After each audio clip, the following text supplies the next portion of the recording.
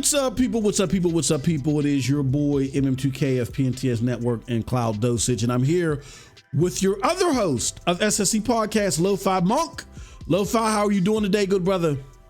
Man, it's Friday. I am so glad to be at the end of the week, bro. Yes, tell me. I'm so glad to be. You got that new PC, man. How you feeling? Yes, sir. Dude. I've been gaming. I've been gaming hardcore, bro. I've been all over the place lately. So yeah, I'm excited. This beast of a computer does the work. And I'm ready to go, man. I'm ready to make some content. I'm ready to play some games. How is your internet? Your internet okay? Like, what do you mean? Like, I mean, as far as like the up and down. I mean, it's okay. Pretty good internet. My suggestion. There's days where it has jitter that it sucks, and that's when it's nice to play something installed. Yeah, native. Yeah, yep. I can dig it. Even you can't beat being able to jump game to game to game to game. Though, like the cloud's still awesome. So yeah. Well, you and I meant to talk to you beforehand. I'll talk to you afterwards if you still got time. For sure. But me and you and I have to sit down because I got some programs that you're going to want to use. And okay. B, now that you got that PC, I was waiting. I got to get a retainer wall. That's what I got to do with my Stadia money. I got to get the retainer wall around my house fixed. My wife told me. She said, "Oh, you're supposed to be getting back some money from Stadia." I'm like, "Yeah, I'm gonna get some money back from Stadia, and I'm gonna buy the games that I can't play anymore." Stadia. She said, "No, you're not." She said, "We're getting our retainer wall fixed for part of that money." I said, "Golly!" So do you have to buy it and build it, or you just buy it? No, we're gonna hire somebody that we know that's really doing it on pennies for the dollar, but he's real good. At least there's that. Yeah, exactly.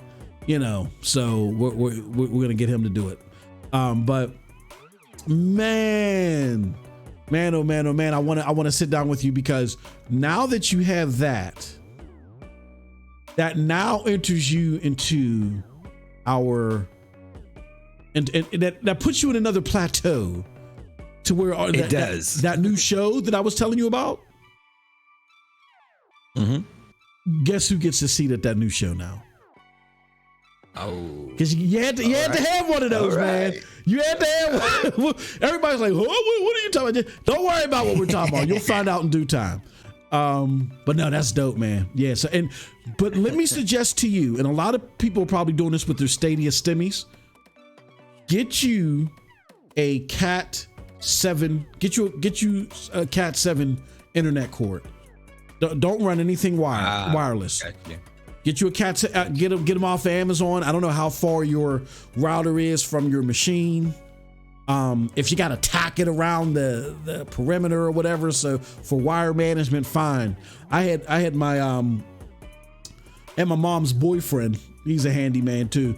Drill a hole, and my wife was, as soon as we got the house, like we weren't even in it for like 2 hours, he was drilling holes all through our house, and so he could put these wires. She was mad. Like he still hasn't puttied the one hole, and I got to putty it myself. But that's why she's taking the money, because she's like, if he doesn't come back to putty this hole, I'm paying somebody to do it. I got wires running from my router in the living room to up here in the office that's on the second floor. So I really suggest, I mean, you ain't gotta do all that, but get a Cat 7 cord. You can get a 50-foot one or a 25-foot one at a decent price. You know what I mean? On Amazon, I think like $20. You can get a 25-foot one for $20 or something like that. Oh man, I'm good. I only need like 3 feet. Oh shit. Oh, okay. Yeah, get at least 6 feet then. Because really they say, I was reading somewhere that over 6 feet kind of degrades the speed of it. So if you can keep it at 6 feet, okay. Yep. Okay, then you're in good hands, man. You're in good hands with Allstate. All right. Good stuff. All right, we got a lot of topics, man. I'm just looking at the sheet, and we got to get through this. Bro, here's something. You know, we're talking about the PC. The first thing I did was install a game after getting everything situated, all the updates, that type of thing. all the drivers. I get signed in finally. A complete struggle to sign into the Xbox app. Ooh. Like I was ready to rage quit. To sign it because it wanted me to use my main Microsoft account that I use to sign into Windows, and I'm like, no, that's not what I'm trying to do. You know, like I'm not. That's not what we're doing here. And anyway, I finally got that figured out, and I wasn't happy about what I had to do to get signed in, but I did it. And I install a game. I picked Maneater because I watched Vet play it a couple times, and I've always wanted to check it out. So I decided to install that game. I got to play it for 5 minutes, closed it down, went to do something else, and then I was like, okay, I'm getting back to the game. Now it won't launch. Wow. It just crashes. You know what? You're going to find out that the biggest monkey wrench in your enjoyment is Windows.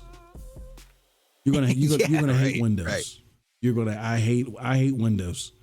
I hate it. Well, I'm on Windows 11 too, and I'm not used to it. So okay. I refuse. New feeling. Yeah, I refuse. I refuse until I have no other choice but to go to Windows 11. I'm not. It has like an Android build to it. Because it's really snappy though. Oh, okay. It's just some of the things that they force they do and the responsiveness to certain things, and you click things and all this stuff. Like it's like a transformer, an Autobot comes out of nowhere. You're like, what the hell? Like, what are you doing? Yeah. I refuse. All right. Well, we got a bunch of topics, man. We got the Game Awards, Amazon Luna, Stadia news, Xbox and the FTC thing and how that relates to cloud. And then we got this raffle. So let me show everybody real quick. Well, first and foremost, let me do this because I need to be a good host. Peter, as Pete would always tell me, I need to be a good host. Hold on. Let me share my screen with the co-host. Hey, show me something. Yep. Let me show him something. All right, there we go. Now let me show you something. This is the wheel that we're going to be using to select one lucky winner. Yes, it looks crazy because there are over 240 entries on this wheel. I want to thank everybody that stayed with us as members. And because of that, you got bonus tickets. And then those that joined at the last moment before it was too late, you got your bonus tickets too. So we're giving away $50 credit towards your platform of choice.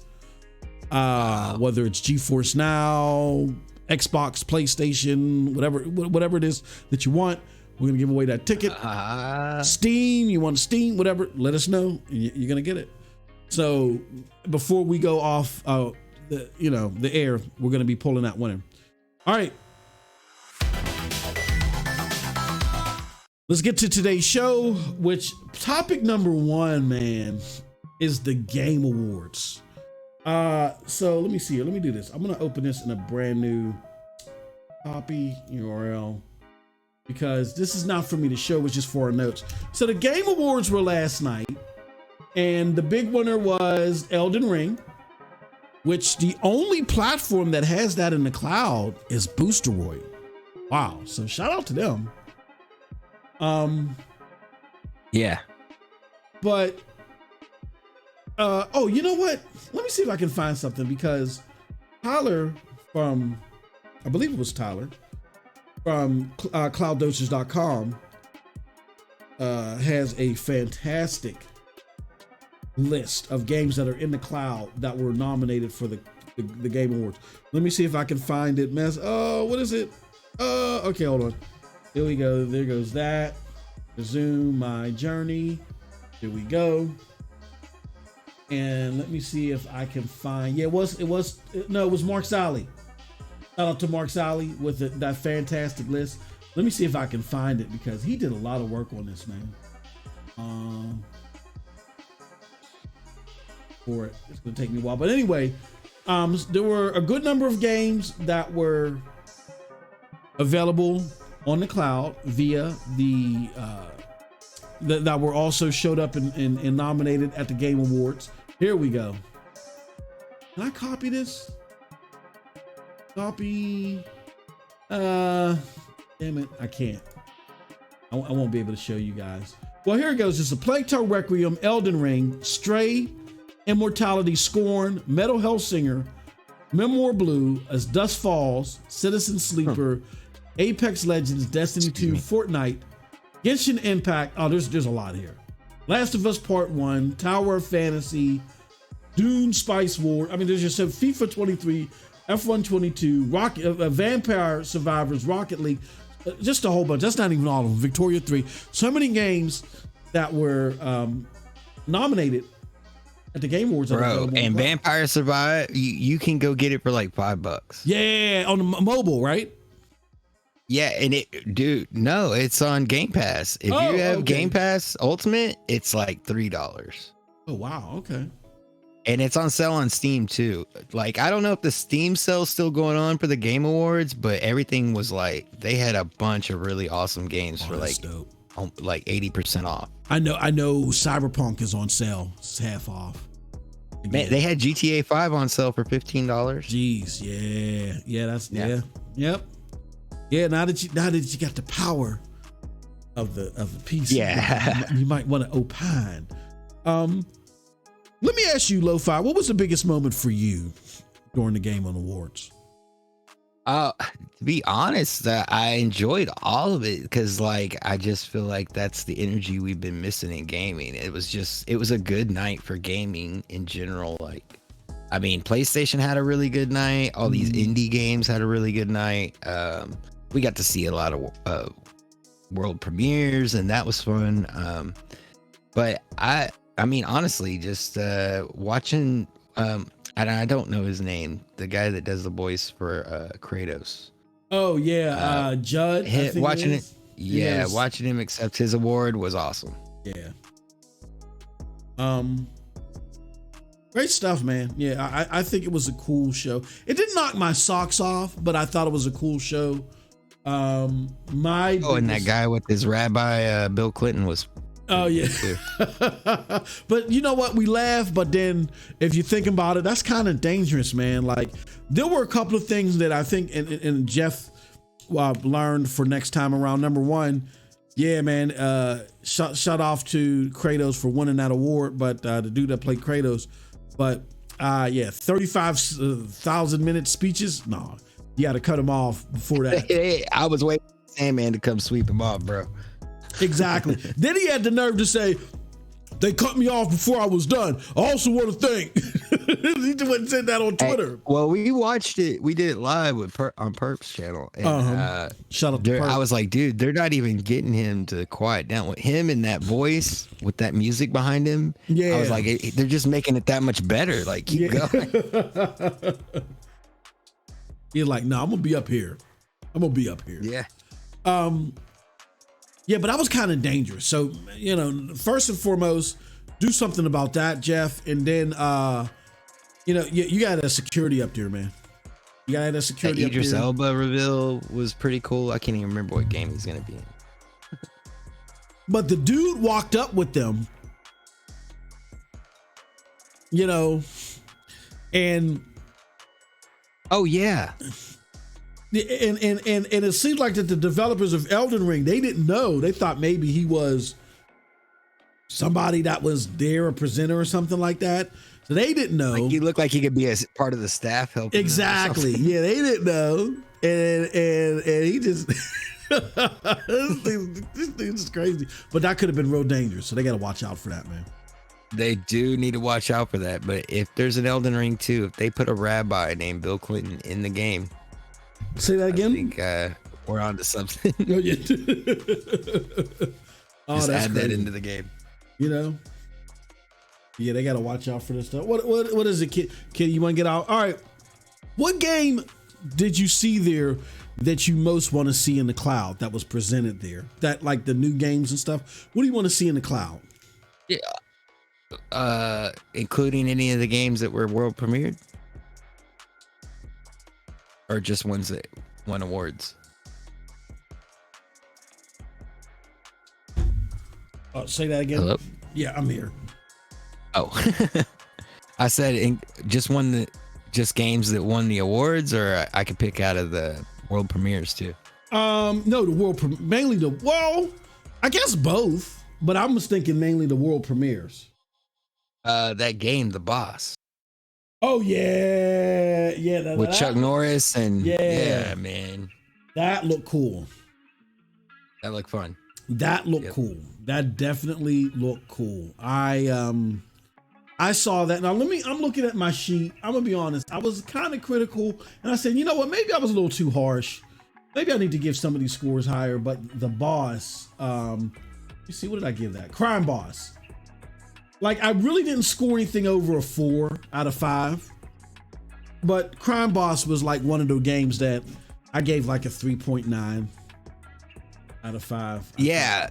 I just it popped out to me because like it's like got that big AAA like feel to it, but it's goofy. Yeah, exactly. And one of the things that I'm missing is, like, I love Cyberpunk. I think Cyberpunk is a cool game. I think it's great. My only problem with Cyberpunk is there's not enough gunplay, which is that's a me problem. Cyberpunk, I think the pacing and the story and the journeying and stuff, I think it's fine for an RPG type of game, but it's a little slow. It's not.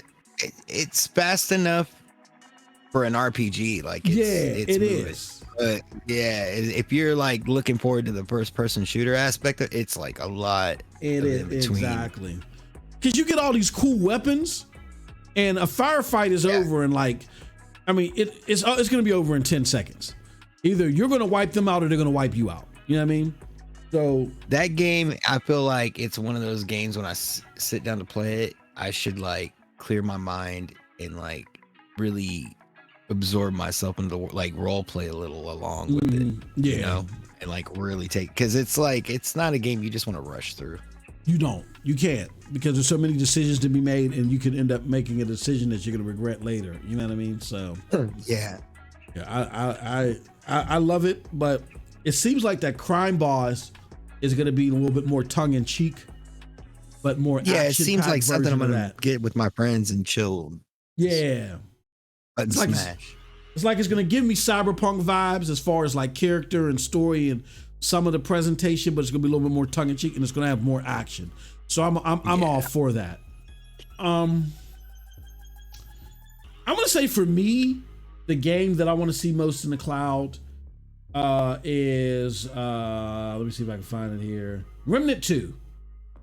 Remnant 2 stole my soul, and a lot of people may not be familiar with Remnant, but Remnant is like one of my most favorite games of like the last, I want to say 5 years.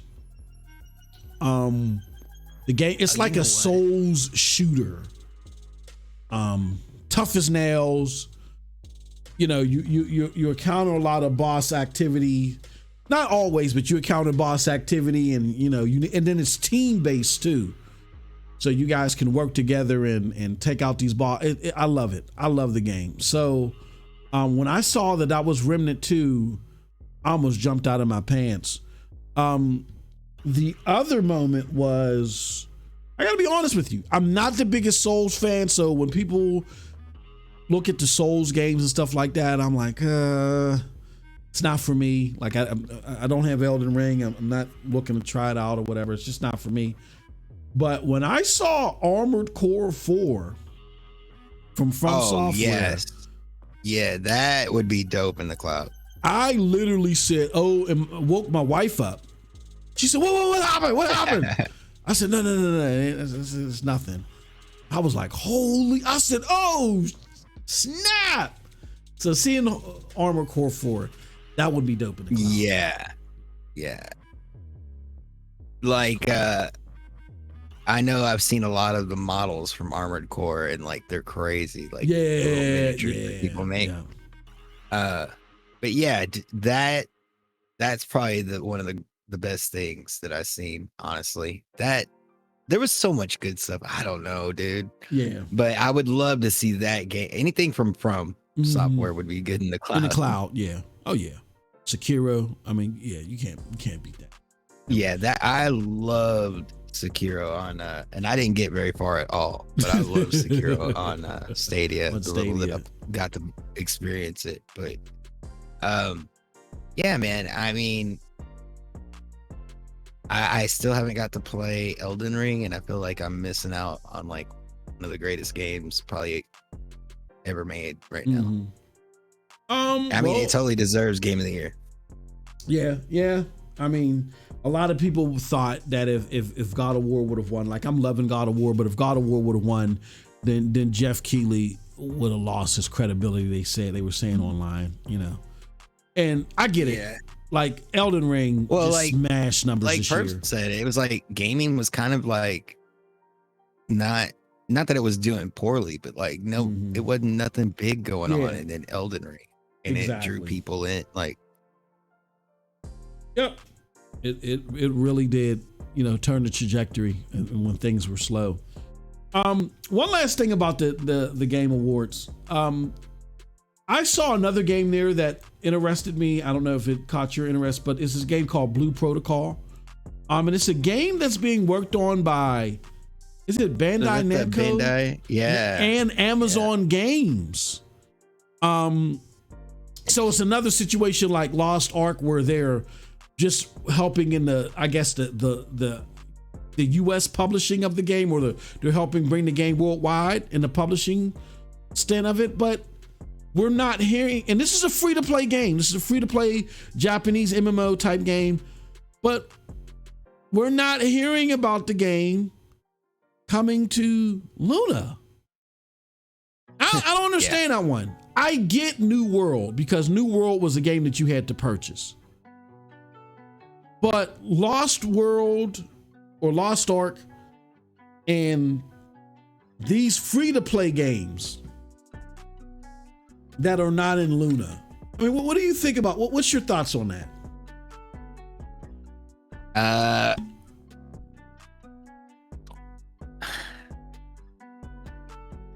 It has to be like what does it sell for on other platforms versus how much they would make these are free to play. This is free to play. The Blue Protocol is a new game. It's still in development, I think. And Lost Ark, the one that came out several months ago, and it just hit me. Lost Ark is it's free to play. I don't know, man. Yeah, I mean, I can't make sense of that. Yeah, that's what I'm saying. They do so many confusing things. Yeah. They. Like, I kind of hear some of the scrutiny that they get, and I do think to myself, like, it's a little too much. Like, I feel like sometimes, a lot of times when Luna's getting attacked, it's getting attacked from angles where I don't think individuals really play it. Like, I play it frequently, you know, kind of, sort of. Like, I'll fire it up once a week. You know what I mean? And then when I fire it up, I play it for like a couple hours. A lot of it's because of the content I'm making where I'm comparing stuff. But I play that, and I gotta be honest with you. I love it. Like, my favorite place to play is the 3080 tier right now. That's me personally. You know what I mean? I know that's not going to be everybody's favorite place to play. That's my favorite place. Right. But when it comes to like the next level down, where it's like the 1080p type of gaming, I prefer Amazon Luna. If the game is on any platform, and opposite of, you know, we're taking the 3080 tier out of the equation, when it bump it up against any other platform, I love playing on Luna. It's just like you said, some things Luna feels like it's the only one left right now that has a console feel to it. Yeah, their app. Yep. So I don't know, man. I mean, they could do more. They could do more in that area, but they're the last one that's a cloud platform at this point. I like Luna because as far as its feel, you know what I'm saying, and its consistency as far as when you're playing it, it gives me the closest feel to Stadia. Like 3080's performance is just like it's on a whole nother level. But as far as like the convenience / you know, the balance of it with the convenience / accessibility, I like what Luna presents.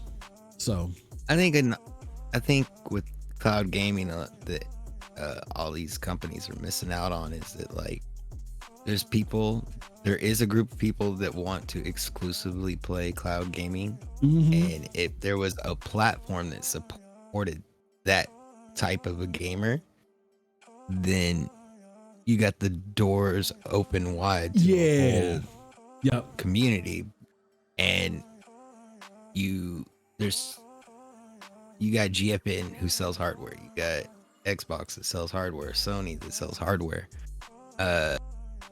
Amazon's the only one that doesn't really necessarily do that. And I mean, I know there's other cloud platforms or places to play games in the cloud. They're not platforms, but yeah, man, I think that was like kind of the downfall with Stadia, where it was like this platform versus Stadia and PC versus Stadia, and it's like they claim this, but it's that, and it's like, bro, all in all, it was a platform that doesn't exist. Like, it only exists in your mind, exists on a server somewhere. Like, I just find it odd. There's nothing out there that's doing that. And I just find it odd. The closest.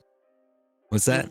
I find it odd. Well, no, I'm going to save that. I was going to say, because I was going to reference to Stadia, but I'm going to say that for the Stadia portion. I'll just say this. Amazon Luna, I'm not sure what the issue is. These games are free to play. They should be in Luna Plus. You know what these games being in Luna Plus would do for Luna Plus? Oh yeah. You know what I'm saying? Like, and the thing is, you can't just put this game in there and expect everything to. No, dude, you got to have a habit of doing that type of thing. Yeah. But I mean, but see, that's where you know, your games exclusively on the cloud that people can't play elsewhere. Well, here's the thing: Lost Ark I can play on GFN, so we can't even say that's exclusive. But it don't have to be exclusive. Just have it there. Just have it there. Have it in Luna Plus. So at no additional cost, I can play your game. I mean, and that should be available to Prime people too. I mean, I don't understand it, but whatever. But even if it's not available to Prime, at the very least, it should be a Luna Plus. If it's free to play, I don't see what the excuse is. I really don't. All right, that's the perfect segue to our next segment, which is about Amazon Luna. We kind of talked about this at the beginning of the show for the members. The members section, where we were likening what we saw here with Ubisoft and Amazon Luna joining forces to give people access to games. We likened it to something else, but we're not going to say here. There's something that we'd rather discuss, under the closure of our members, with our members. If you want to see what that discussion was about, definitely, if you're a member, go right to the member section. If you're not a member, just hit that join button, man. You're missing out. You're missing out on raffles. You're missing out on content. Just hit that join button. All right, so you know how we do. Let me show you something. Okay, it didn't work. Try it again. Okay. It ain't, all right. So it don't want to work. Or maybe look like an ass hat. Okay. There we go. Jesus Christ. Oh, my soundboard is completely. So this is an article from who is this? AndroidPolice.com. It says play your Stadia Ubisoft titles at no extra cost on Amazon Luna. And what this talks about is, way back when Ubisoft reached out and said, hey, look, we want to make sure that we do right by Stadia gamers. We're going to have all of our Ubisoft titles playable on Ubisoft Connect via the PC, so you don't lose access to your purchased games. Everybody was like, woo, that's great. But that only helped with GFN. And then you had to pay the subscription on top of GFN in order to access it. And natively, you couldn't play it because, if you were a sole cloud gamer, that wasn't doing you any good. Well, Amazon Luna has made a change to its business models where it used to be all about you couldn't buy licenses or access to games a la carte. They changed their model to where if you have access to any of these licenses for Ubisoft on your PC, if you have the PC license, you can use that PC license to play the same game on Amazon Luna for no additional charge. Perk is, that's nice. The thing is that you got to at least be subscribed either to Prime or to Luna Plus. Let me know your thoughts on that, Lo-Fi. What do you think about that whole merger with the Ubisoft catalog and Amazon Luna? That's pretty crazy. Yeah. Because you can I mean, that pretty much means you could purchase a game like you would say a la carte. Just, I want this game and purchase it. And like, nobody's been doing that since Stadia closed. So yeah, that's good to see that. Yep. I mean, I'm pretty sure that I don't know how maybe I'm wrong, but I'm pretty sure that Ubisoft Plus is coming to Xbox too, or xCloud. It is coming. It's coming to Xbox. I don't know if their games are going to be. They might be playable in the cloud. Game Pass is so, like, I don't know. It's so confusing because if you're just hanging out with your friends and you're like, oh, I'm trying to play this game, and they're on console and you're on PC or in the cloud, it's sometimes you can't play together still. Yeah. Or the games aren't there. It's like confusing. Well, this is going to be opposite of Game Pass, so it's kind of going to be competing with Game Pass. It's another standalone subscription service. So we'll see if they'll allow the games to be playable in the cloud, which I can't. Well, I don't know. We'll see. I mean, I guess the hope would be because the only way to play, xCloud games right now is you have to have Game Pass Ultimate. So maybe they will make them playable in the cloud, but you got to have both. Hopefully they'll give you a discount, like where you can get both for like $30 maybe, something, or $25 maybe. You know what I mean? We'll see. Yeah. Or how they did with EA. Yeah, where they kind of like added EA's play. Yeah, there should be some type of bundle package with that. I can't see Microsoft not doing that, and I can't see Ubisoft. Like, I was looking at some research. Go ahead. Well, I was didn't Luna have a Ubisoft channel at one point? Didn't who? Didn't they have like a Ubisoft channel? You said Luna? Like how? Yeah. Oh yeah, they still do. Oh, okay. Yep, they still got it. It's just that you don't need the like there are people that don't have a PC and their only way to interact with Ubisoft games is via Luna. So, they just want to. Maybe they just want to. The idea of the channel is worth it to them. Got you. I thought maybe they were gonna phase the channel out. Like, hey, we won't be a middleman. No, I think they're gonna they're gonna keep it. Yeah, because I think they get paid off of that too. Oh, hence why Stadia was giving refunds for it, for people that had the Ubisoft channel. You know what I mean? So, which I think is crazy. Which is cool. Which I think is crazy, but it's cool. Here's my thoughts on this. I get that there's a concern that doing this just further promotes the whole conduit approach to cloud gaming, meaning we're just going to make games playable in the sky. We're not going to further approach cloud native games or doing things like how Stadia did with Stream Connect. We're not going to worry. We're not going to focus on the innovative cloud portions of cloud gaming. We're just going to add games to the sky. And I get that. And that is a concern that I have too.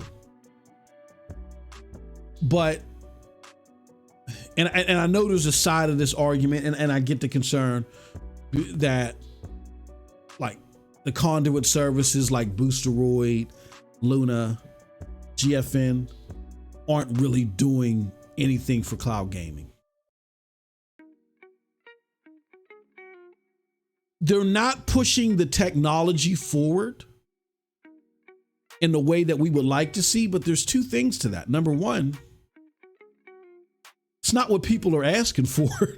The demographic that was part of Stadia, when they were polled before Stadia closed SG&E and shut down the whole AI thing that, Aaron Hoffman John was working on, they were asked over and over again, what is it that you most want from us?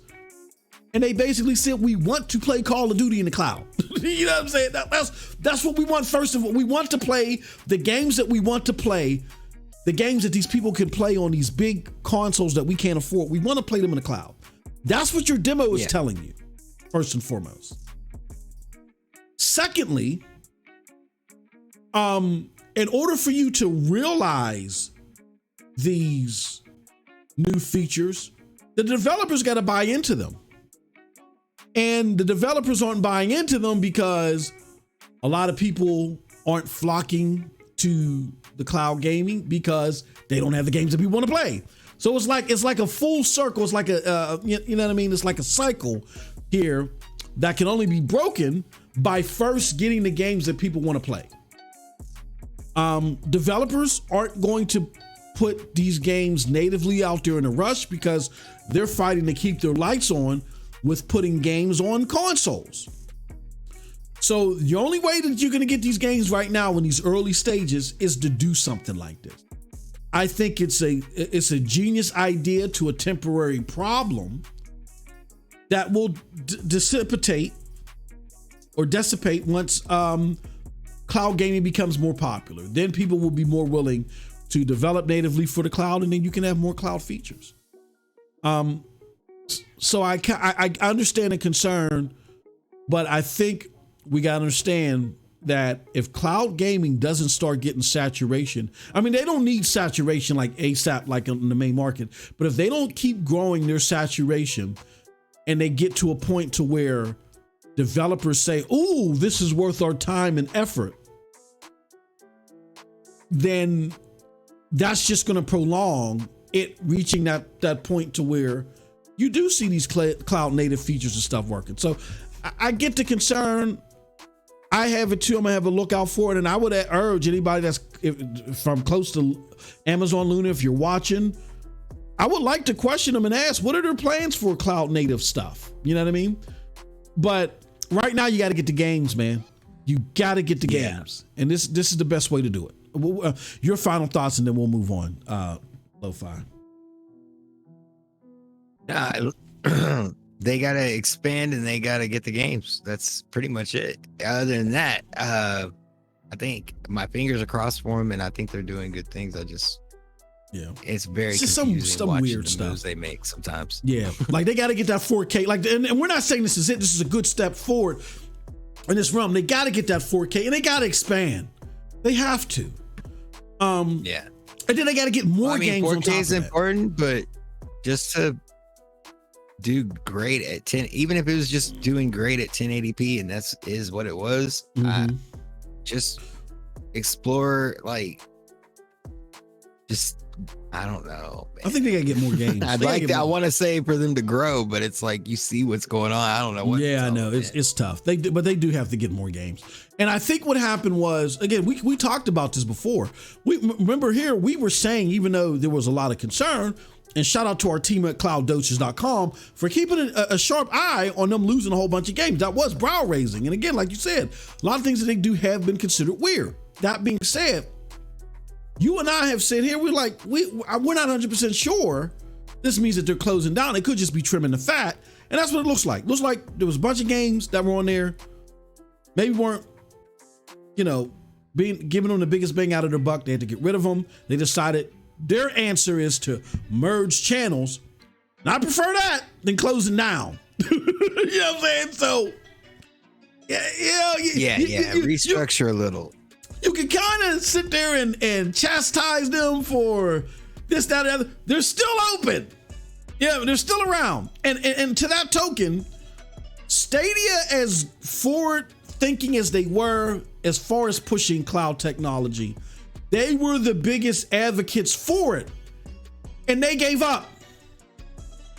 So I'm not going to hammer all these other cloud platforms because they're not picking up Stadia's mantle exactly off the bat. There's a tech bubble, there's a tech crunch. Eventually I want them to get there, but right now it's about survival, it's about footprint, and I think Amazon Luna is a great place to play these Ubisoft games, because if you don't want to pay the subscription on top of GFN, which I love to get, don't get me wrong, GFN is my favorite place to play, but if you don't want to pay that additional subscription, you got a Fire TV and you don't have a NVIDIA, what's that? The NVIDIA hardware that, I forgot what that thing is called. And you just got a Fire TV dongle for 20, 40 bucks. You know what I'm saying? And then not just that, if you ask me, Amazon Luna at 1080p, I prefer, if we have the same game, if I have Amazon Luna version of an Ubisoft game and I have GFN's version of an Ubisoft game at 1080p, I'm picking Amazon Luna, because Amazon Luna is more convenient to get into. I like its performance better because at 1080p, because it's playable on dongles. I don't need an NVIDIA Shield. Thank you very much. I don't need an NVIDIA Shield in order to play on TVs, or I don't need a native app. I can just use my Fire TV. You know what I'm saying? It's just a regular, and so Amazon Luna using this as a solution is a great solution nonetheless, along with GFN being a solution as well. So just want to put that out there for anybody that's really trying to look at all these platforms and make the best cloud gaming decision for them. All right, that's enough from me on that. Next, let's get to the Stadia news, man. This was crazy stuff that's going on. First and foremost, I'm gonna work out an order. Can we talk about hold on, let me get out of here. Yes, let me disconnect, and then let me get back in here. All right, so can we talk about, let's talk a little bit about these nodes, or these, so YouTubers Lo-Fi have been getting Stadia development kits. So can you inform the listeners on what they've gotten and what they've discovered in breaking down these development kits? Oh yeah, for sure. So there was two of them that came out, and I don't remember the first guy. Gamer Nexus was a one guy. Linus Tech Tips. Yep, Linus is the guy. Yeah, and they were able to get their hands on a dev kit and open it up and see what was inside of it. And I don't remember the specs of the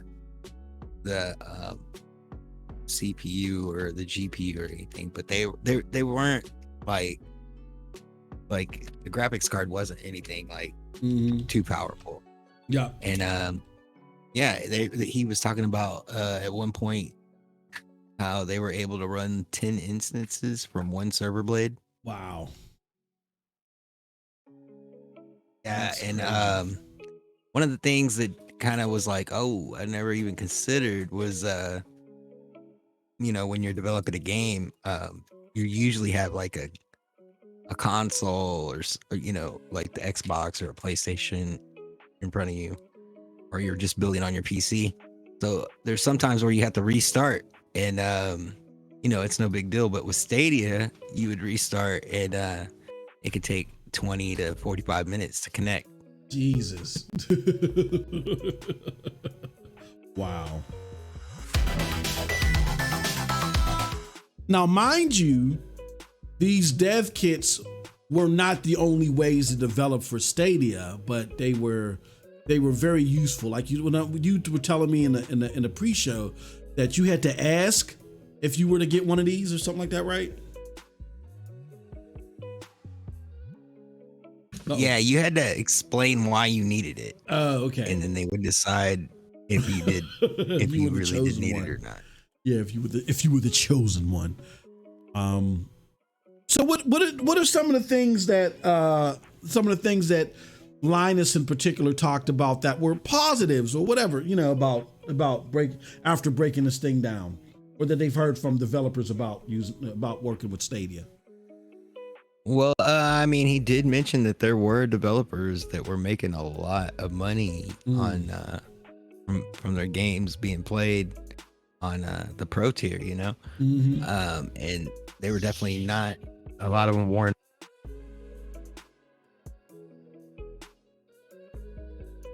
Uh-oh. Sorry about that. But yeah, they, a lot of developers weren't happy to lose their stream of income when everything happened. But he was saying that genuinely it was a good platform. It was really awesome tech, but for whatever business reasons, it didn't work out. But yeah. But one of the positives that I took from it is that I thought was surprising. He's like, I wouldn't be surprised to see a white labeled version of it back up in the years to come. Yeah. In my opinion, based off of information we've gotten, I don't think that, there's going to be a white label service, but I do think somebody else is going to utilize the tech. It's just, what do you think about this, Lo-Fi? Let me know your thoughts. Linus wasn't as bad as Gamer Nexus. I refuse to watch Gamer Nexus's video. I am going to watch, based upon your recommendation, I am going to watch Linus's video. But Linus was one of the ones that talked a lot of ish about Stadia. He did say about the connection. I saw his video where he said, "Oh, you have to have like the best connection." And it's like, man, I beg to differ. But I mean, I've heard different things from different people, right? Mm-hmm.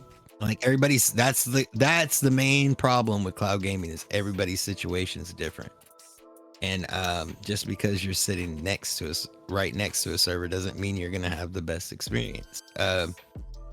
Like I had a horrible connection, and I had a really low spec laptop that I was playing on, and it worked fine for me.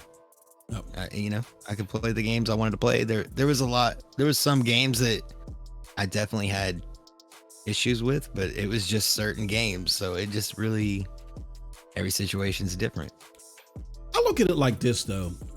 I just find it odd that Gamer Nexus, Linus, Digital Foundry, and all of the big name tech people, they all seem to have problems. They just miraculously, they conveniently all seem to have problems with Stadia where we didn't. And we had some very smart people too and I think what it was is that, with anything, like even if you want to play natively, when you open your box, like when you put your PC together, you didn't just start playing, you start effing with the controls and stuff, right? To calibrate it. And I just feel like Linus and these people they didn't want to calibrate it. They didn't think it was worth it. And they didn't want to check their networks to make sure their networks were optimized. I remember when Digital Foundry was talking all this trash on Stadia, the article was so wrong. I remember when we pushed back on Digital Foundry and they end up redoing their article.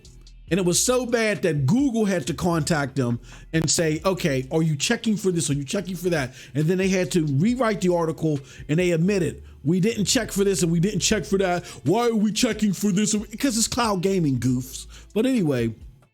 Because that's what you do. You troubleshoot when things don't work. You troubleshoot and you calibrate. And I just... But the thing that's getting me, and I'm still going to watch Linus's video, but Linus don't get a full pass, is that now they want to do their due diligence and talk to these people now and get this positive news now when the thing is dead. This is the weird thing to me is like, all these people that want to say, oh, well, the platform was great.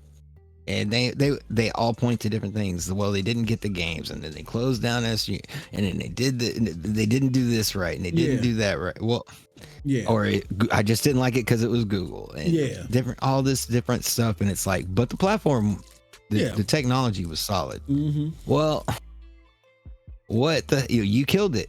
Killed it. You know, way to go. Yeah, exactly. I don't know, man. Yeah.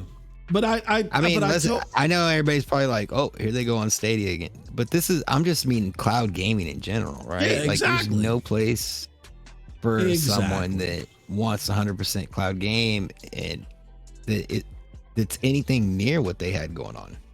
Like, the thing that kills me too, and this isn't just a Stadia thing, but Stadia is a glaring example of this. And this is what cloud gamers need to be aware of, to Lo-Fi's point.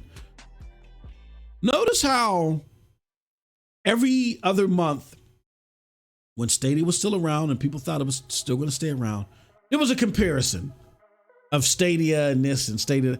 And now these entities aren't doing these comparisons anymore, right? And remember when Digital Foundry came out and reviewed the 3080 tier to let people know how much better it was in Stadia? Well, the 3080 tier is better than when Digital Foundry reviewed it. And they're not talking about it now. They reviewed Stadia like 3 times, like within a 4-month interval. But now nobody wants, you know what I'm saying? Like, it's like they felt like that the beacon holder for cloud gaming was Stadia. And now that they killed that, their job is done. Cloud gaming is going to go away. You know what I'm saying? They as long as they killed Stadia. Because it looks like slowly that's what Microsoft is trying to do with xCloud. Yeah. Exactly. Scale it back. Yep.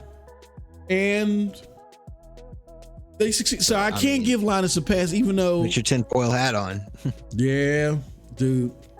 I'm gonna get into. I'm gonna dig into that on Monday. Tuck Granny, put Granny to bed. Tell the kids to go outside. This is not going to be an episode for them. I really, and this isn't like I know something or anything, but I really could see them coming back under a different name in the future. Oh, well, but, and this is what, and I'm just saying, and I know people will be like, oh, hell no. But if they didn't have their own little game library, that was just, if it was more like just tie your library in from Epic Games, tie your library in from Steam, tie your library from this account, that account, and you could just bring your games over. Yep. I can see that. Because it's like they a lot of hard lessons were learned. Yeah. We could do the, like, I'm just saying. They got beat down so bad for giving up. It's going to be hard. I think the best thing that they could do right now is just work with somebody. Yeah, it would be hard, but if you put out a good deal and you have a good product, people, even if there was people that didn't come back, there's going to be people that do, and there's going to be new people that but the lesson learned would be, you know what I'm saying? You would have to, like, they are, but still buy it. They already had a great product. They really did. I mean, look at how I remember doing podcasts. This product was so great. I remember doing podcasts with people, and people were in the chat crying and sending us hundreds of dollars from the chat because they liked Stadia and we were talking about it. You know what I'm saying? And we were crying too. We were, oh my God, I love you, man. That's how great the product was and revolutionary it was. And the problem was the media, the echo chamber that misinformed people about this. Now, that's why Stadia didn't grow as much as it could, but the reason why it got shut down was because of Google. You can't blame nobody else but that, because of Google. But it didn't grow because of that echo chamber. So if they're going to come back, they have to do better at marketing. They have to do better at charming and being savvy with the media, I feel. Yeah, they got to have a base. They got to do, it's really got to copy like the structure of what Xbox has done, where they've got people that are public facing that are charming. You know, like, you got to have that. You got to do better. And you have to do better. But I mean, this isn't really, for me, this isn't about Stadia. This is just about, like, dude, see what they did to that? Yeah. Now watch watch what they're doing to the rest of cloud gaming. Oh yeah, that's what they're already saying. That's really what I'm getting at. Oh, the reaction that I was getting from people that were clapping like baby seals when it was being purported by us as well at CloudDosage, you know what I mean? That Amazon might be coming down, you closing down, you got to watch it. People, cloud gaming is going to die, it's dead. And that's why I look at all these platforms, even though, I'm being honest, most of my time, cloud gaming is spent with the 3080 tier, but I can appreciate all of these platforms because I appreciate all gamers. And yeah, I mean, I was just gonna say, I know how important it is to them.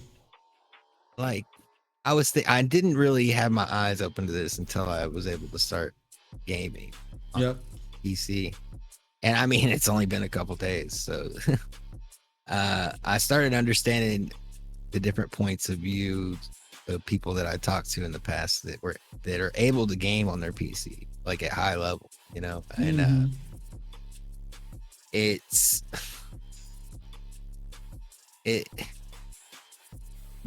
I don't know. There's just so many things that like Xbox is dropping the ball. Like like we're talking about, people are talking about not that long ago. They were like, well, is the Series S holding the Series X back? You know, people were questioning that.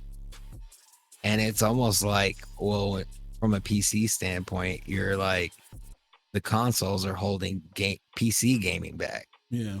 You know, in that sense. And then like it's a snowball. It echoes forward. Like now the PCs are holding the cloud gaming back because of PC gaming habits. So it's like, I don't know. Everything's got to line up just perfectly for it to all work out when it does. So I don't. Yeah. It's rocky roads. It's rocky roads ahead for cloud gaming. Yeah, it always has been though. And this is the best I've ever seen it. So there's that. I mean, don't get me wrong. Something is definitely. I mean, there's a void that Stadia isn't around. But again, you can't blame these companies for taking the more secure way forward, at least just temporarily. With, hey, look, if we got to be conduit services temporarily and just get these games in from anywhere, fine, let's do it. You know what I mean? I can't blame them. And because you got to have a footprint, you got to have a player base. And if you have an active player base that you can bring to a developer once we get out of this funk, this bubble, then that's something that a developer will say, well, maybe I'll develop for you and use your cloud native features, or, you know, maybe I'll get into this cloud native game, you know? So yeah. Well, you know, when you're on a platform, right? Like say you got a console, say I got a Nintendo, right? And I'm playing Nintendo games and something comes out on PlayStation and I'm like, oh, that'd be cool if I could play it on my Nintendo, but I got to go buy a PlayStation. Yeah. And it's like, if you think about cloud gaming in that way, then conduit service or not, dude, people just want a game. Like, let me think about it that way. Like, I can play all these games from all these different places, but really, it's more like the features that Stadia had that helped community building. Like, they had features where, like, you could stream to YouTube, you could stream to your party, and you could have these big parties and chats, and like the way you could interact with everybody through this inner means inside of it was different. And think about it, because when everything started to happen, or when everything was announced, everybody started moving towards Discord, and it took a long time to get people in here. And like, it's so weird because Discord's like a part of everybody else's gaming journey, but through Stadia you didn't need that. But I'm just saying that's what's missing, and I think it could be done. I think somebody will figure it out, get the secret sauce right. No, I agree. It's there's an important comment out here. Shout out to Rock. Says Dusty Ram, something that he said earlier in the week, the future is hybrid, at least when people are eased into the cloud. Yeah, it's like physical versus digital. It's the future. Digital is the future, but where Xbox kind of went wrong with it, even though they were doing it they were doing some cool things about it, is that it felt like they were forcing gamers into it. I think Stadia always had a good message to where they've said from the very beginning, we are not trying to take away your console or your PC. We're a complementary way to game to that. But they just said, look, you don't need it. If you can't get your hardware or whatever, or you just prefer to do it here, we're going to be here. The problem is they didn't say it loud enough, and they didn't say it with enough savvy and enough hook and anchor.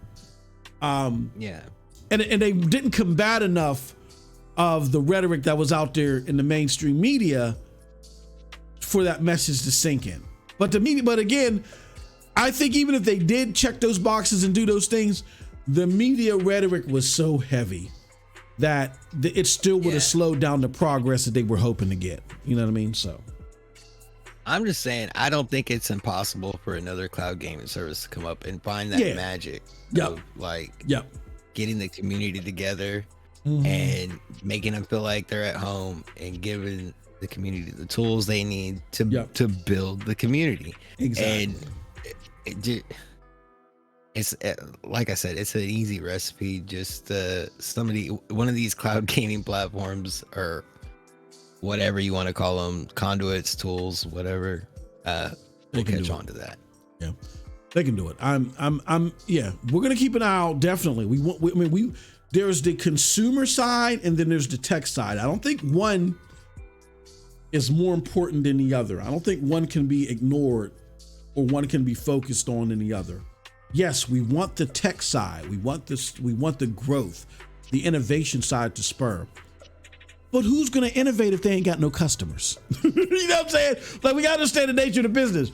No publisher is going to sit there and invest this new money to spur this technology if they don't feel like that it's worth the while. We're in a dog-eat-dog world when it comes to that. So, both are very important. Both have to be balanced. All right. With that said, speaking of Stadia, one last time, Callisto Protocol which is another game that popped up that looked like was going to be added to the service. I mean, how does it make you feel, man? We was going to get Need for Speed, Callisto Protocol, that Resident Evil was supposed to come, and they announced Dead Island 2. I mean, along with the thing that we talked about in the pre-show with the members. I mean, if Stadia would have kept running, how well do you think they would have turned the corner? Oh man, it'd be a different view of what's going on. Yeah, it would have. I think it would have been game changing for Stadia. Because no pun intending. The one, exactly. I like how you did that. The one thing that we were talking about in the pre-show with the members, that was going to happen at a more massive level, supposedly. Rumor has it. If that would have happened, that would have answered the big Achilles heel that they had, and it would have changed it. And then, as they would have grown their user base, because they would have had people now that were like, okay, now I'm going to utilize this service when I wouldn't have before, they would have then had numbers to present to developers to start building native stuff. Yeah, things would have turned around if Google would have just stuck with it. But, we'll see what makes and shakes out of all this stuff, and hopefully it's something that's still beneficial to cloud gamers and gaming in general. So. I'm just saying, I don't think Xbox is going to do anything they don't have to do. I'm not sure. Yeah, as far as them pushing, NVIDIA has to do anything at all because they're doing great. And Luna, they're confusing as HE double hockey sticks, and then well, here's the thing. Then you got Boostroid, so maybe if Boostroid is ever catch wind of this and listens, wink, wink, wink, wink, listen, Yeah, just community building tools. Do that. I here's my thoughts when it comes to Xbox.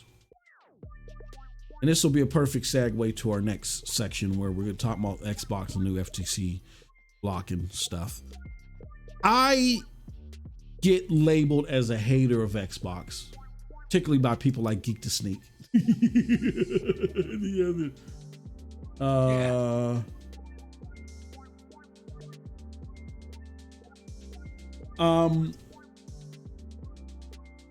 Yeah, so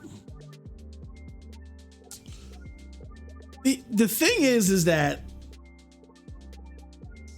I've been following this company for a long time. I've been following this company for a lot longer than the average cloud gamer.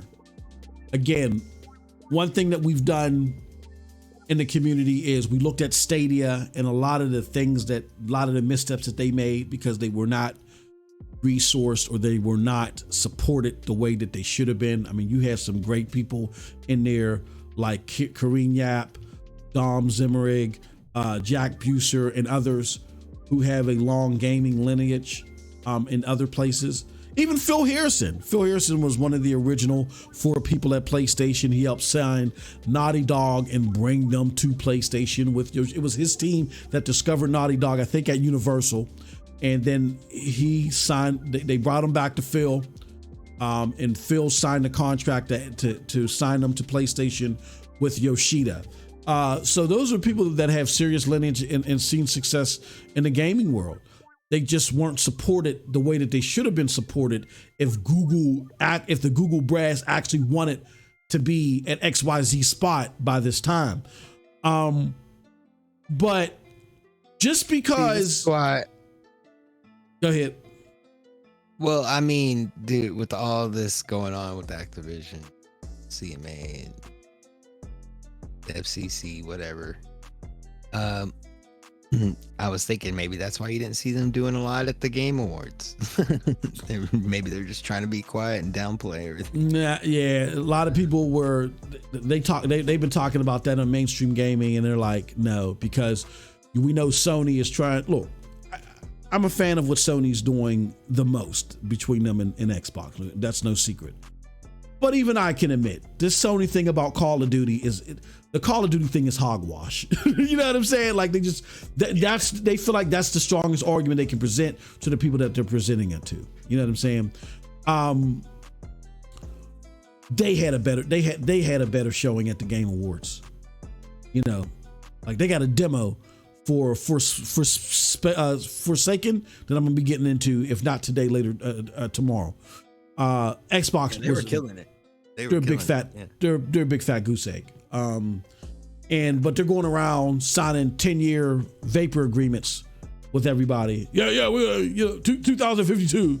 You can play Call of Duty 99. Like, stop it. Yeah, what's funny is you could tell they kind of sponsored a lot of the stuff in the Game Awards because their logo was everywhere, but it's like you sponsored a big PlayStation commercial. Yeah. I mean, their logo was, they had the Game Pass commercial, and of course, their logo was everywhere because they are a mainstream, they're a mainstream game unit. Like, if it's a multi-plat game, in the end, they just sponsored a big showing from PlayStation because that's what PlayStation did. They showed up and they showed off. Yeah, I don't know. It's just funny to me. A lot of people think I'm hating on them, but I'm not. Take this into consideration. And I know this from valuable sources. I've been told this. xCloud was supposed to have the 4K capability in 2021. It's 2022. Then they had to go get code from Rainway just to get on browsers. And remember, and I told now again, there's still There's still 21 days or 22 days left in the month. Remember, we were told that xCloud, you were going to be able to buy your games or use your a la carte purchases on xCloud. Have you heard anything about that? Have you heard anything about that? Did Xbox come out and say, you know what? We were going to do that, but we're pushing that back. There's been silence. Now, again, there's still 22 days left in the month, but they said by year's end, you were going to do this, right? I've been dealing with Xbox, this new regime, since 2013. Year after year after year, we're going to do this. We're going to do this with Crackdown, with everything. Look, don't look at how competent they looked against Stadia. Stadia was not supported the way it was supposed to. That anybody, me and Lo-Fi could have got together and tried to make a platform and had a better perception than Stadia at times. That was nothing hard. You gotta look at what they're doing against their most peak competitors right now. I know in the future, cloud gaming is going to be the BGs, and Xbox is talking about we ain't worried about PlayStation and Nintendo because in the future they ain't even solidified the now yet. They're in last place. The ABK deal looks like it's close to being in shambles. A bunch of stuff is going on. You can call them what I'm saying hating all you want. Where are the a la carte purchases coming into Game Pass? So, to me, again, I'm not telling you not to like Xbox. Enjoy them, but I'm talking about it from a business perspective. From a business perspective, which I specialize in, the future doesn't look so solidified. And they are not being held accountable by their fans for not coming through with the things that they said they're going to come through. Now, if you're someone who likes Xbox now coming from the Stadia community, we're better than that. Every time Stadia would drop the ball, we were on their ass. You know what I'm saying? Some of us were like, hold on, it ain't that bad, but the community was always in an uproar about anything. Xbox is the last company you want to give a pass. The first thing I would ask them is, okay, we understand things are going on, but be transparent with us. What is going on with the a la carte purchases that were supposed to be coming to xCloud? What's going on with them? You told us Keystone ain't coming no more. Okay, fine. What about these a la carte purchases? There's still 22 days left, but there's only 22 days left. We're in December. They got to be transparent somehow. So, just my thoughts. Sorry about that. So, do you have any thoughts on that, Lo-Fi? I got other gripes though. I got like, dude. So you got three kinds of gamers in our community. They're console, cloud, and PC. Mm-hmm. And Game Pass does not match up for all three of those things. Yeah, I agree.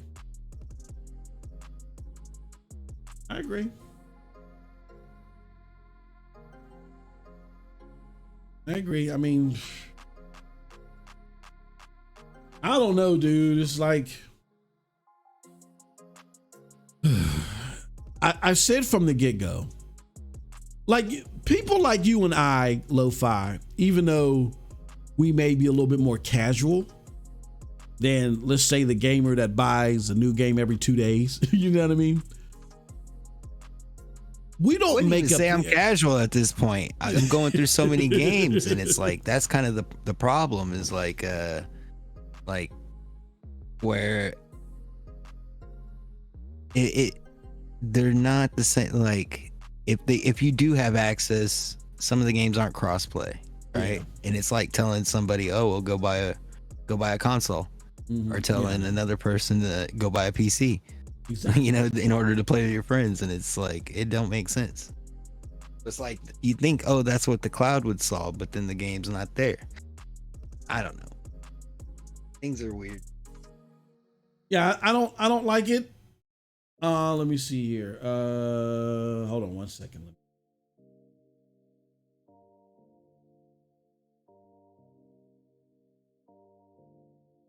Hold on one second.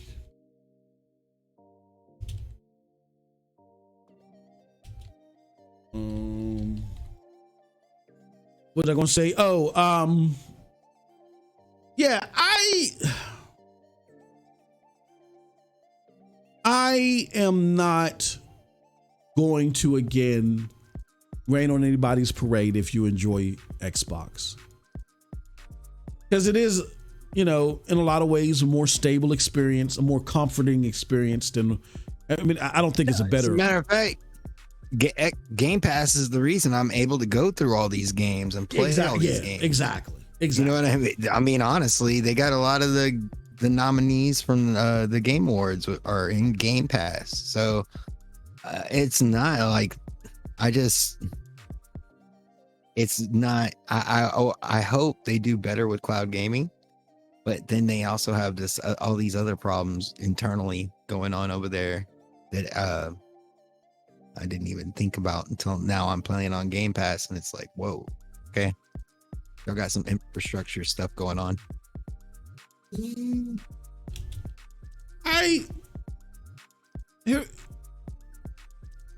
Xbox under this regime just has a delivery problem. Like, and it's what I've said. They get excited. They talk about things that are in flight, that are ideas on the chalkboard. And then when they don't deliver after they've gotten everybody excited, then it's like they try to brush it off, or there's a just blowback controversy, all this stuff, and there's rinse and repeat. I'm looking at, and again, cloud gamers, you guys are less affected by this because the cloud gaming effort is just a smidgen of what's going on at the mainstream gaming level. When you look at the cloud gaming efforts, yeah, I mean, yeah, you can say, oh, it's not the best or whatever, or it's great or whatever, but it's suitable. If you're a cloud gamer, what they're providing right now, I think, is suitable, very suitable. However, it's suitable now. If you start seeing things where they pull back, oh, we're going to have, 4K is coming out. 2020. Well, no. Let me go back from the beginning. xCloud is going to release retail with the Xbox Series X. That doesn't happen. Okay, 4K is coming out in 2021. That doesn't happen. Yeah, the Keystone, we're going to be doing it. That doesn't happen. Oh, well, yeah, we're going to let you to buy a la carte purchases. That doesn't happen. Those same it's a trickle-down effect. Those same things that they don't follow through with on the mainstream side will hit you. And then before you know it, you're in the same spot where, like the dedicated device crowd, they were crying the blues yesterday. You're going to be right there with them. So just be cognizant of this stuff. And what I would do as a cloud gaming community, there's a lot of people, I think most of the people after Stadia have rebounded towards Xbox. Get together and ask them, what are you doing about a la carte purchases now? I don't think that's an unfair thing to ask. You know what I mean? So, we'll see, man. But I just, the whole FTC thing, I told people that the cloud aspect of it was going to be an issue. This is a tweet from Red Dragon. Now he's a troller of Xbox, okay? But he put out some very important clips. And this is what they said. They said in the clips, the FTC alleges that the Blockbuster deal, which would make Microsoft the third largest video game publisher in the world, will give Microsoft both the means and the motive to harm competition, claiming it could negatively affect prices of games as well as game quality and player experiences on console and gaming services. Now, what are they talking about? This last paragraph is key to me. Microsoft could use its ownership over Activision titles to raise prices or to try to funnel players to gaming platforms it controls, such as Xbox or Windows, the FTC said. The deal could also affect the emerging market for cloud-based gaming services, the FTC said, which Microsoft is involved with a subscription service. So a pillar of their heartache with this deal is the cloud gaming business. Interesting. And we know, like, Microsoft can sign deals with PlayStation, Nintendo, all they want. 25 years deal for Call of Duty. They're willing to make that sacrifice because their big deal is the cloud space and the space that's going to get them to 3 billion gamers. They want to keep those games exclusive from there. And in the realm of that, the console is just small potatoes. And fortunately enough, the FTC isn't that ignorant to what's going on in gaming that they realize that. Because Xbox has no plans of putting these games on other cloud services.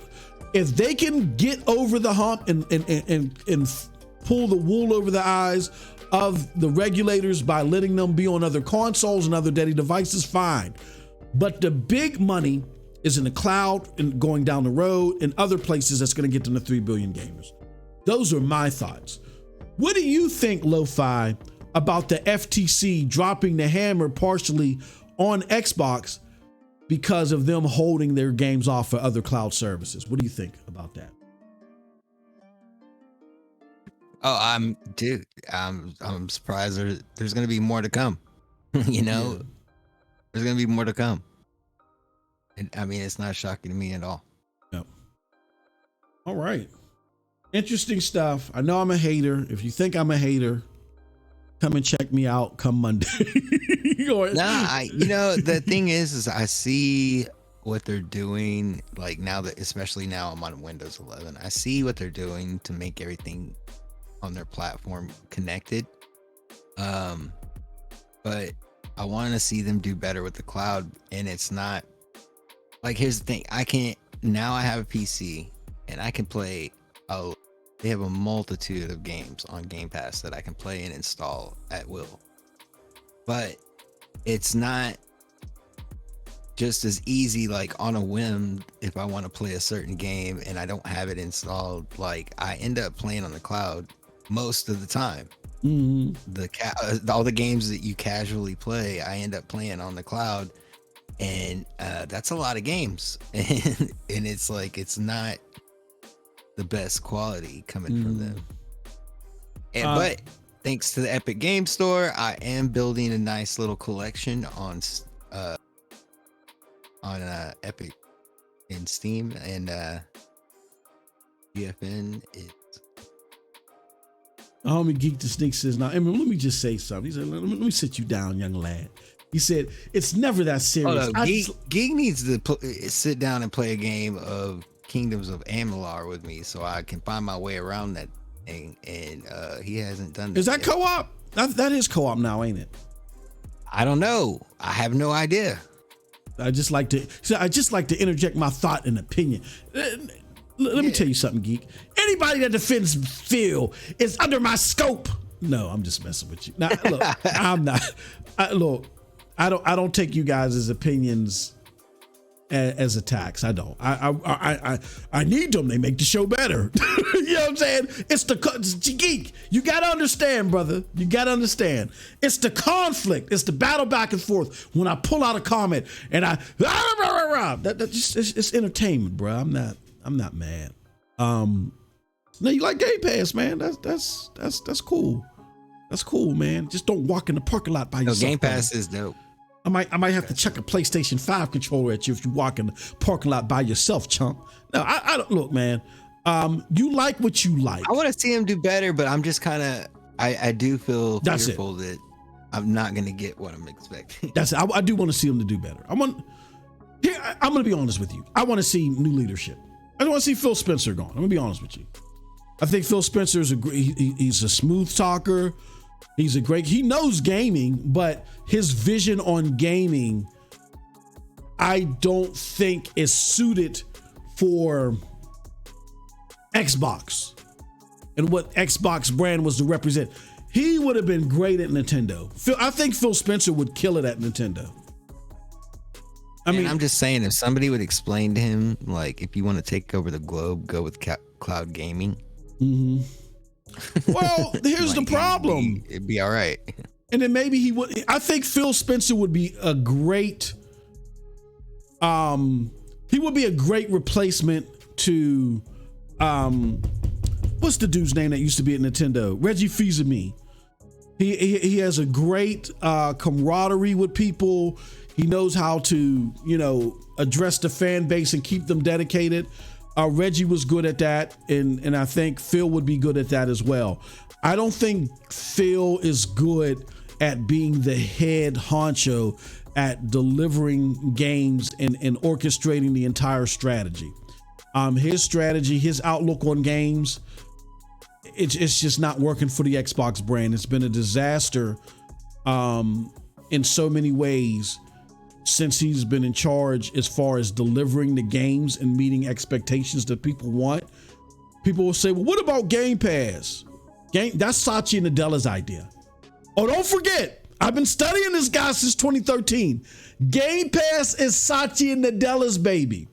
Satya Nadella pulled in everybody from Xbox, Microsoft, and asked them in 2013, why should you remain here? He asked them 2 questions. Why should you remain here? And 2, how can you develop a service that'll integrate in with cloud technology? And they together, under the supervision, under the minds under the watchful eye of Satya Nadella, came up with Game Pass. Minecraft, it's a great idea because it ties all the platforms they have together. Satya Nadella was the head of cloud gaming before. I mean, not cloud gaming, but he was the head of cloud technology before he became CEO. And they voted him in as CEO because of his experience with cloud. And the board was like, look, this guy made a convincing case that cloud technology is going to be driving technology forward for the next several decades. So that's what he did. He went to everybody. So Game Pass is his birth child. The Minecraft deal is his birth child. I feel like the fact that there's games, like I said, that there's games where like, oh, you can get it on PC and you can get it on console, but there's no crossplay. And then you look to play it on cloud to solve that issue and it's not there. There's a reason for things like that. I feel like that's not a bug. I feel like that's a feature because now, like I said, that's their way of telling you, go buy a PC, Windows. Go buy exactly. Like we tried with the cloud. We presented the cloud. We were going to have the cloud release with Series X. Then we saw Stadia and realized that our product was dog-ish and it needed work. That's that subliminal marketing, man. And don't take it from me. When he was talking to Fortune magazine and they said, well, why you keep waffling on this whole xCloud thing? Why don't you just put it out? What was Phil Spencer's words to him? Class? Would you release that or would you launch that? Meaning, this thing is trash. This is what he said during an interview. So, but they've been able to popularize their aspect of cloud gaming, even though it was inferior in many ways, by just the brand recognition that they have. That's how they were able to do that. But now they've come to a point to where now they got to show and prove on some things that they promised. Yeah. There's moments where I play on xCloud and it's amazing. There's moments. Yeah. Yeah. So I mean I don't know what they got to do. Like it's not. They have like whatever they're forming is great. It just needs a little zhuzhing, I suppose. Yeah, like I think they made a mistake. Game Pass goes, you know. I think the biggest problem with them, I would have a lot more confidence in them in the cloud if they just didn't do we're going to have Xboxes in the sky. You know what I mean? I think they did that for the sake of convenience, and it ended up hamstringing the technology side on the other end. I think they're just better off with buying Shadow's tech, integrating it with an Xbox/Windows type of product, and then building their library and building their cloud exclusive game that way. I just think that. I think if Microsoft would have had a better approach to the technology, they'd be killing it. I would, and then my thoughts on Phil would be completely different. I'd have been like, at least he done that right. But that wasn't even, I don't think that's done right. Again, if I'm lying, I'm flying. Y'all should be asking, where are the a la carte purchases in my xCloud? Y'all should at least be asking that. And if it doesn't come and y'all never ask, then shame on you. Shame on you if it never comes and y'all didn't ask about it. Shame on you. All right. With that said, and Geek to Sneak says, I think they're thinking about 2033. They're always thinking about 10 years down the road. But you have to, at some point in time, you got to deliver now. Geek, I can't sell you a car and be like, man, sunroof, top, TV in the back and all of this stuff. But the parts ain't here yet. They're coming next year. They're coming a year after. They're coming 2 years from now. At some point in time, you have to deliver now. Xbox gamers have been hearing all these promises since 2014 when Phil took over. They got to deliver. Now, again, the cloud gaming community, it's different for them. When you look at the low equity of cloud gaming right now, and I'm talking about as far as not the capabilities, but what they've been able to deliver, xCloud is fine up there in that conversation. It's fine right now. But sooner or later, these cloud platforms are going to keep going up in larger gaps than what Xbox is doing. And at some point in time, it's going to become a problem. And I'm telling you right now, you guys can nip it in the bud if you hold them accountable. Like at least a fourth of the way that you held Stadia. Ask them, where are the a la carte games in the service? Start off there. Take it from there. All right. All right. I think that's it. I think that's it for the show. Yeah. Now it's time to reward people. All right. And how are we going to reward you? Somebody on this wheel is going to get a $50 gift certificate to their platform of choice. Are you ready, Lo-Fi, to see who that winner is going to be? Yeah. Let's do this. Let's do the damn thing. All right. This is amazing. This is so cool. But we're going to pick the winner now. On your march.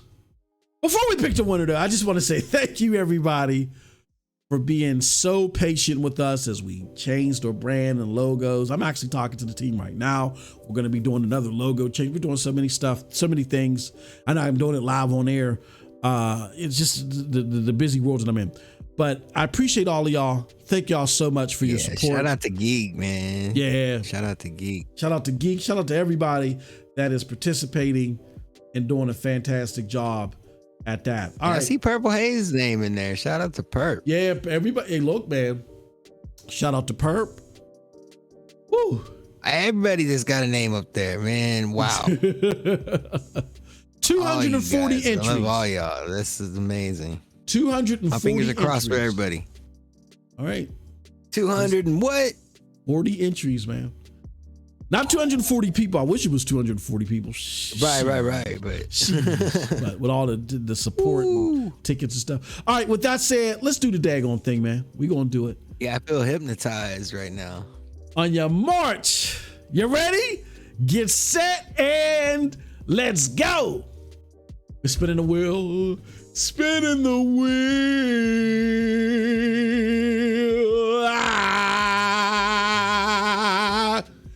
And the winner is David P. All right. I don't know who the hell that is, but David P. GG. Congratulations to you, David P. I got to find out who the hell that you are, but I'll be able to do that. You are our winner of the $50 gift certificate. Let me go see something. I don't want to give out people's government, but I'm going to tell you. Let me see here. Sheets. Go to Google Sheets. Let's go to. I'll find out who David P is. Raffle. Come on. I just want to see. I'm very interested. Oh, come on. I'm very interested to see how long David P has been a member. Control, find. David. There he goes. Okay, David P. Hold on.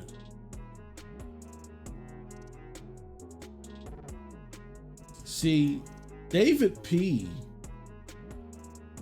is one of those people that has been supporting the platform consecutively for a while. They're 7 months in. So David P got a crap load of tickets. That's why, you know, he got a crap load of tickets for how many months consecutively he's been supporting us.